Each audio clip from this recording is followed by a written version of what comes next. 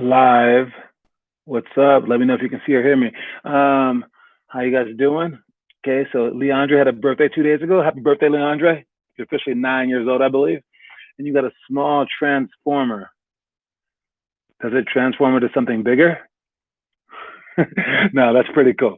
All right, congrats on your birthday. Hope that you got some workout as well. All right, what do we have? And two frisbees, a Lego Dodge car, cookies for my grandma. Man, it sounds like you had a heck of a birthday, man. All right. Well, we're gonna start right here, right now. It is not as hot today, but it is super smoky. I don't know if your parents are gonna let you guys work outside, but we are still going on with our workouts today on the inside at Tice Valley. So I have my mask ready, and we are definitely going today. So if you want to catch us, um, online. You can do that by visiting 50allstars.com and then clicking on the 5 p.m. isolation workout link. It'll lead you to our Google Meet little hangout thing where you can click it and follow along with us as we shoot about 300 to 400 shots per day, per Monday through Friday. And if you want to join us and there's still spots available, then you can do so by joining our P class at the 5 p.m. time, and then you can visit us on the inside. And as long as you wear a mask upon entry, you can take it off as you're shooting, stay on your spots, and your parents can't come watch you. Those are the only rules, and we get a whole bunch of shots up. So we still have spots for, I believe, Wednesday and Thursday have 1 or 2 spots each. The rest of the days are filled. So fill those spots, and we'll see you guys then. For now, we have our quote of the day. Today is not Sunday, not Monday, but Tuesday. So we have a 3-word quote for the day. That quote is know your personnel. All right, know your personnel. This was a big one for me growing up. They didn't even say the whole thing. They would say KYP, John, KYP, and they would always say it. And they always said it basically when I passed the ball too much. All right, or I passed the ball to someone who shouldn't be catching the ball. All right, and it's KYP, know your personnel. You can't throw a pass to somebody and put them in a position where they can't score the ball. So even if they're wide open, if they can't shoot that shot or they can't do something good with it, you put them in a bad position. So like let's say that you have Shaq, one of the greatest players of all time. If you give Shaq the ball on the 3-point line, now he has to dribble in there and he'll get the ball stolen. Or he has to shoot deep and he'll airball it. So it's not really Shaq's fault. It's the person who passed him the ball's fault. Sure, he was open. You could say he's open.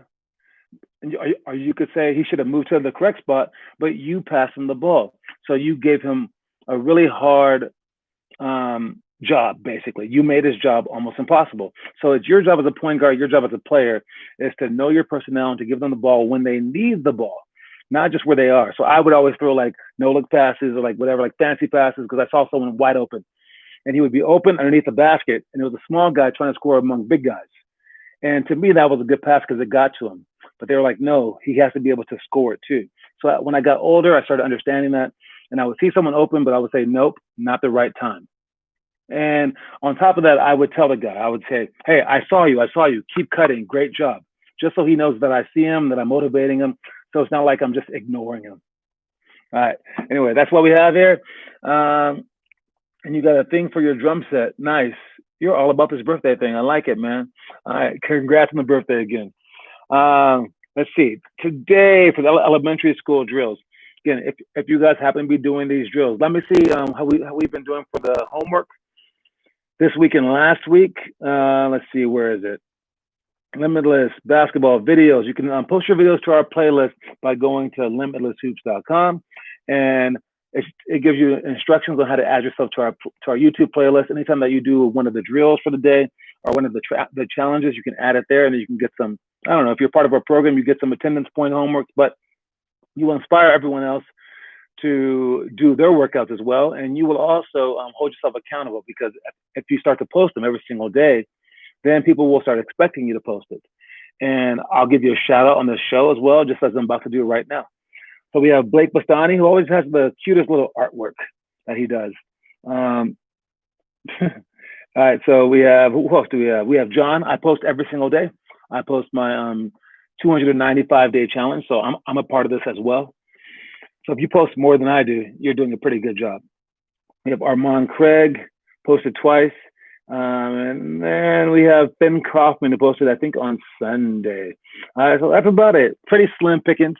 But again, I hope that this grows. I hope that this becomes a trend. I hope that you guys want to get better and want to work out and then create this whole ripple effect to help all Americans, basically, because the people overseas are kicking our butt. All right. The foreigners are working so hard at basketball. They're putting in the hours. Right? And they're all inspiring each other. It's basically like if you don't work out, you're lame. All right. And we have to start inspiring ourselves. And a great way to inspire people is by posting videos. Who's ever seen something stupid on the internet and wanted to do it? All right. There's this thing called TikTok, all right, where basically it's a copycat system. They figured out human beings love to copy each other. And so what we're trying to create is like a TikTok, all right, where we do something like work out every single day, and hopefully someone else copies off us, and then they're copied off them. I mean, it's better than doing the Tide Pod challenge where you eat Tide Pods, right? Right? I mean, that makes Americans stupid, but this will make Americans great. So if we can start a trend and keep it going, all right, that would be amazing. But it all starts with you guys and your ability to keep up. And again, this is the roadmap, and this is what we're following. LimitlessHoops.com. We go every single day. We do the drills within, the challenges within. It tells us exactly what to do. There's videos online describing the things as well. So make sure that you guys are keeping up with that. Because again, if you do it for like one day, it helps. If you can do it for half the days of the year, that's not great. But it's not horrible. All right. If you do it for every other day, that means that you missed 180 days for the year. That sounds bad, right? But I still say good enough. But this week, it's already Tuesday. That means that if you did it every other day, you would have already done it 1 or 2 times this week. So if you're not at that level and you're going, well, 1 time per week I'll post, that means that after the entire year's done, you'll probably post out of 365 days, maybe 10. That's a very bad cliff. All right. So make sure that you're at least posting every other day, every 3rd day, every 4th day, all right, whatever you can keep up with. But I assure you, if you can post every single day, you can do these drills and do these workouts, the sky's the limit. All right. You can be as great as you want to be. And then soon people will be asking for your autographs. All right. The elementary drills for the day are in the book. Let's see, what do we have here? It is September. What is today? September 7th or 8th? I think it's the 8th. There we go. Monday, Tuesday, right there. September 8th. This is for the 9th graders. We have 1-on-1, 5 seconds from half. That's when you aggressive last second drives. If you miss, you play D. Then we have 3-on-3, no dribbles. That's half court. Look for quick cuts and screening away. Then we have post positioning on the swing. Proper defense around the key on the swing of the ball. Unintentional, intentional fouls. Fouling safely at certain times. Fouling with fouls to give when we need to get into the bonus or slow the game down. Up by 5, 3 minutes left. Managing a lead, weighing patience and aggression. Today is our team workout day. Tuesdays and Thursdays are team workout days, so we talk about team stuff. For that type of team stuff, we want to make sure that we understand the concepts of basketball. So basketball is not all about shooting, dribbling, things like that. It's also about concepts, like where you stand, what you're doing, how you get by screens, how you react to other things on offense and defense, and transition play. So we also work on those 2 things, on those few things twice a week. All right. So this is a Tuesday. So all the stuff that we work on today will be team concepts. Normally during practice, we open it up where we'll have you come in and practice it among people. But during COVID, we do not have people around us. All right? There's not that many people around us. So we have to make do.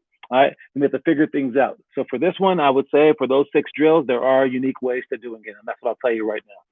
So for the first one, where it's 1-on-1, 5 seconds from half, if you have a brother or sister, have them play you. All right. Just do that drill. But if you don't, try to go from half court or even like the free throw line and give yourself 5 seconds to score. When you're sprinting in, do a quick move at half court or just beyond, and then go in and score. All right. And if you don't have that big a space, find that bigger space. But either way, you can just adjust. You can find an outdoor court, maybe at your local school or park, where you can sprint in. All right, but you want to practice doing sprints and just pretend that there's defense there. You really don't need someone for that. That one's easy. The next one is 3-on-3, no dribbles.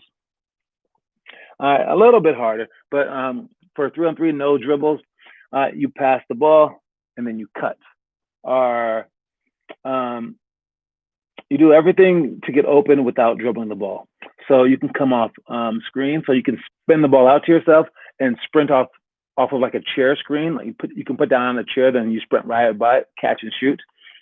You can practice going back door if your parents want to pass to you. You can practice the things that you need to be able to score in a 3-on-3 no dribble situation. And then for post positioning on screen, you can watch the video for that. But it's basically just being smart enough to understand where you are at. If the ball's on the wing and you're front of the low post, and if they pass it up top, you jump off. And then so you can practice those positions as well. Unintentional, intentional foul. This is just an understanding one, so you can watch the video on that. But basically, we talked about that a few weeks ago, and it's just to understand that sometimes we need to foul on purpose. All right, and it's usually when to stop the clock or to get more fouls so that we're in the bonus. And it's fairly rare times that we want to foul on purpose, but there is a time that we want to do that. And it's how you do it. You don't want to do it intentionally, where you hit them across the face or something like that. You want to hit them so you're going for the ball the entire time. Last one is second to last one is fouling with fouls to give. That's what I just said. So it echoes on that sentiment. And then last one is up by 5 with 3 minutes left. That's managing the clock, but you still want to be sort of aggressive. You don't want to just hold the clock, hold the ball forever and have them steal it from you, because you still want to be able to get points during that time. All right, the game's not over yet, and you were winning for a reason. You're able to score on this team, so don't just waste time and let them steal the ball. All right, don't waste time until you get a turnover. You want to take the best possible shot and then attack like that. All right, let's go with our motivational story of the day. This is the best and fastest way to learn a sport is to watch and imitate a champion. All right. The best and fastest way to learn a sport is to watch and imitate a champion. I think that this actually applies to more than just sports. It applies to life. If you see someone, if you want to be someone and you're like, oh, I want to be like Michael Jordan or like, I don't know, Kimball Walker. All right. You want to be like them. Find out what they do in their spare time. Find out what they do positively, of course. If they smoke, don't smoke. But if they work out this many hours a day, do that. If they do this particular drill, do that drill. All right. Ask them what they did when they were 12. Look up videos with what they were doing.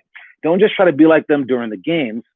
You want to be like them outside of the games or when they were growing up. Okay. You want to imitate that champion all the time, not just try to dunk like Shaq. No. You got to find out what he was doing beforehand. And for Shaq, it's probably just eating a lot and growing. All right, so try to do that. All right, so imitate a champion. All right, you want to be like them in every walk of life. That is positive. Don't forget that last part. Middle school drills. Going with our swoop layup chase. All right, that's with someone on the baseline running in at the last second as you're going in for the swoop layup. Athletic rebound to putback. Catching the ball off the backboard with one hand and smashing it to two, making sure that your feet are turned diagonally and shooting the hook shot. Meet the post on the break. That's if he runs down. You want to make sure that you meet the post before he gets to the block. You want to bump him like this at the elbow, so he has to run behind you so that you can naturally front him. You don't want people to just push you underneath the rim and get a nice post position. So you don't want to be waiting for them at the basket. You want to meet them at either the elbow or the 3-point line, and then you hold your ground. Don't let them just run you over. And it's a foul if they run you over. So make them go either over you or behind you. Don't let them get in front of you. Never cut in front of you. Next one is all out deny great players. If they have a great player, you could face guard them, and then it's up to everyone else to play real defense. This is a unique defensive format where you're just staring at the guy's chest, following him around everywhere. If there's a loose ball behind you, you don't care. You're checked out. You don't go for rebounds, nothing. You just focus on this guy and you lock that guy down. And if he gets the ball, you D him up on one dribble. Perhaps you guys can bring a double team as well. So you lock up their best player. You make someone else beat you. Miss free throws on purpose. It's hard to miss a free throw on purpose, but again, I told you guys the way that we like to do it is you could miss it directly head on. That's a hard miss. I would say the best way to do it is to try to bank the free throw in. But you want to bank it in slightly to the right if you're right-handed, slightly to the left if you're left. So you bank it in and try to hit the right side of the rim. That's hard for that shot to go in. And you also give yourself enough time to rebound and go on for the rebound. So you want to shoot it semi-high so everyone can come in, because the higher it goes, the more time everyone has to step under, and it makes it more of a 50-50 jump ball. And the higher that it goes, the more that it bounces high as well. So it gives everyone a chance, including yourself, a chance to go in for the rebound. All right, make sure that you don't cross the line yourself until the ball hits the rim, but everyone else can come in early, depending on the rules. I think that's the rule for everyone. You can come in immediately now. I'm not quite sure on that one, but either way, you want to bank it to the right or to the left so it hits the backboard, then the rim. You can't completely miss the rim, or else it's a violation. And then last one is 10 plus seconds down by 3, baseline out of bounds. For this one, you don't need a quick 3. You don't need to catch and shoot. If you're open, go ahead and do that, because you do need a 3-pointer. I would say if you can score a 2-pointer under 3 seconds, take it, because that's enough time to foul them, go down, and then you still have about 3 seconds to go full court to try to score again. But if you catch the ball and you're not open immediately, penetrate and try to create. You even have time to go for an on-ball screen if you want, but you want enough time, because when you shoot the ball, to go in for rebounds and have enough time to pass it back out for another chance. On this moment, no one's the get-back person. If you miss it and they get the rebound, you're going to foul them anyway. The game's over anyway, so you're not really worried about the fast breaks. And now all 5 of you guys can go for the rebound. And again, we talk over this stuff so we can make it as natural as possible when this actually happens during the game. Like you've heard it a trillion times, now it's a part of who you are. And that's about it for that. I'm going to talk about the elementary school drills in a second, but first I wanted to just mention the daily challenges, okay? The daily challenge listed in this book for 9th grade. Again, we're on September 8th. The daily challenge for 9th grade is to keep up with your customized Chastain challenge. Complete your 5 chosen items. Someone actually put that in, and it was Edward Doran Keene. All right. He chose his things. Let's see what he chose today. All right. So Edward, on the first of the month, he put in his choices for the Chastain challenge, and then it sends you an email that you can print out. All right. And for Edward, what did he do? Let's find out real quick. Edward did the Chastain challenge right there, and he chose the conditioning drill that he chose was the Nash drill. Sprint for 3 minutes, attempting to beat your best results. For health, again, this is conditioning, health, mentality, skill, and strength. There's 5 different ones. Each one has 10 different choices. You can update the next month if you want to switch it or whatever. So he chose the Nash drill for the conditioning one. For the health one, he chose fast food. Avoid food from any fast food restaurant or drive-through. That's a good one, especially for him. Mentality, 40 minutes early. Instead of 30 minutes early, show up to our events 40 minutes early. I don't know why he chose that one since we don't have events. But we do have our shooting.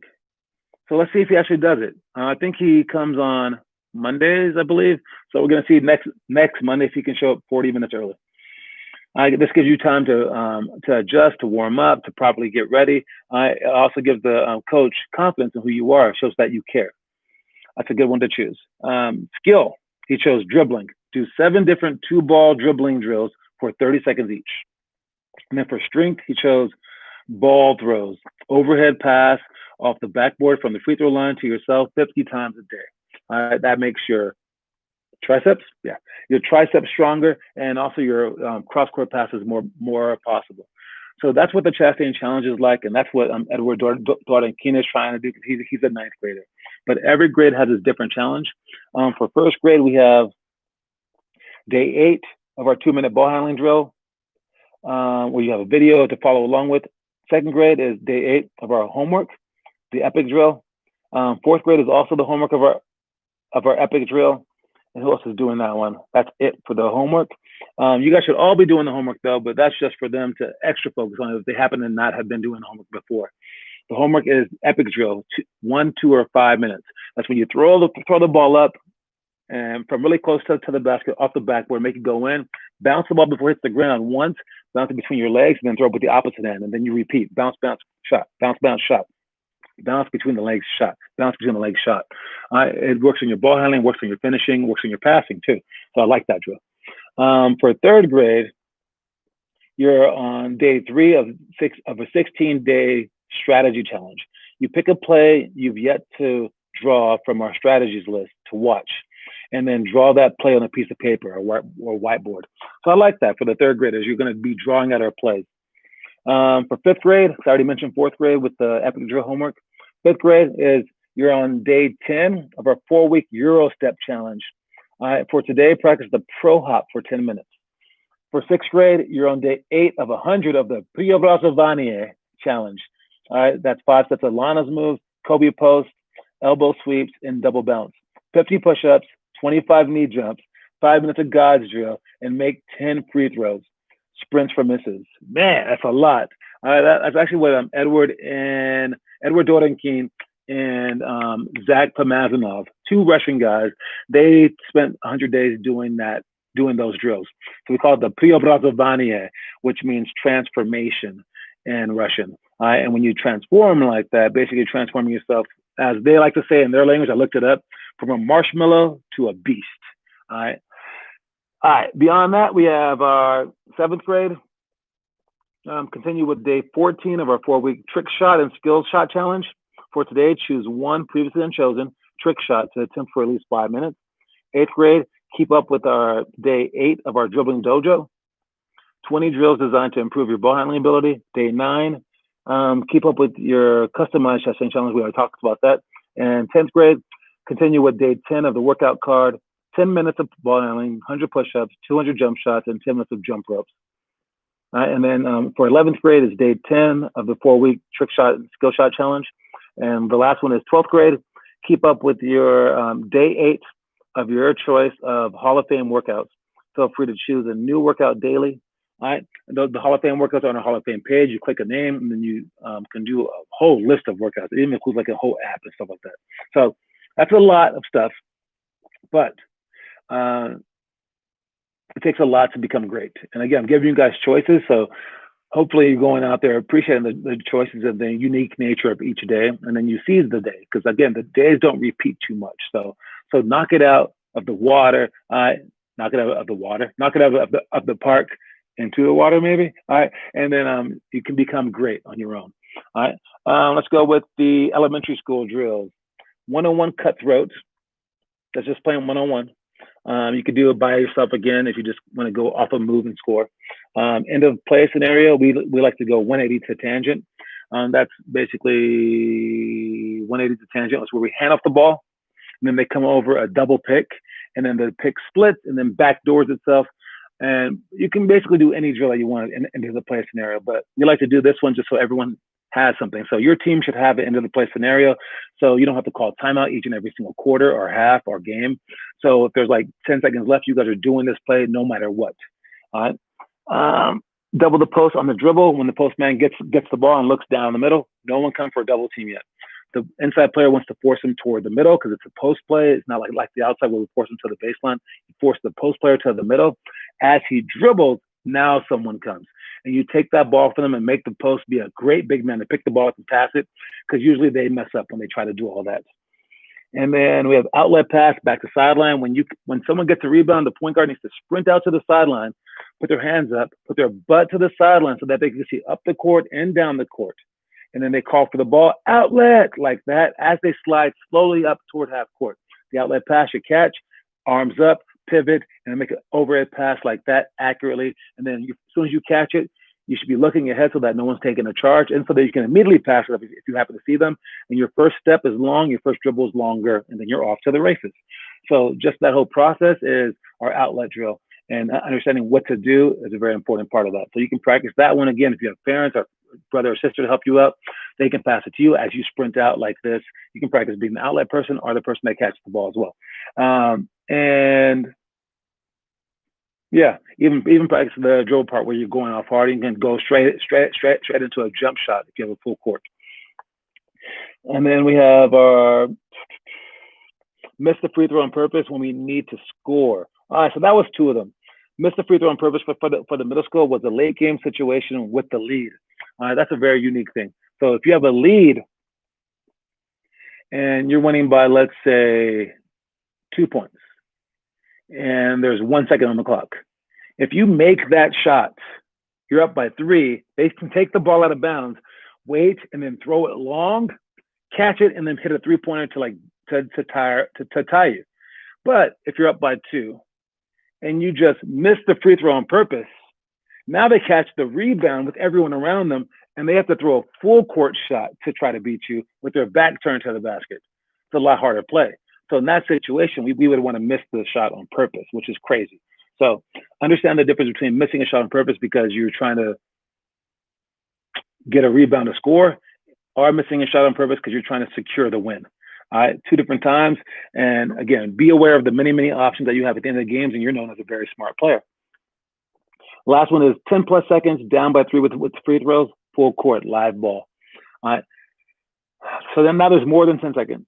You're down by 3 with free throws. I would say you want to, of course, make your free throws. And since there's more than 10 seconds, you can actually just press them. And they have to break the half court line. So they have to break your press. Don't foul them right away. I'll take the ball back with 2 seconds left. All right. But I wouldn't say to let them run it all out. Man, that's tough. Because if they do break it at the half court with like 2 seconds left, and then you foul them, that's a bad move. So if they just hold the ball, and you can sense that they're just going to hold it, trying to waste the time, don't foul them. But then when they start to try to break the press, and they get close to breaking it, and you don't have an immediate steal, you can foul them on the pass. So basically, you can trick them. You act like you are going to foul them, and then just don't. Even scream, foul, foul, foul, foul, and then just stand there. And if they waste all 10 seconds, now you have the ball with 3 seconds left. I would take that over taking free throws with 10 seconds left.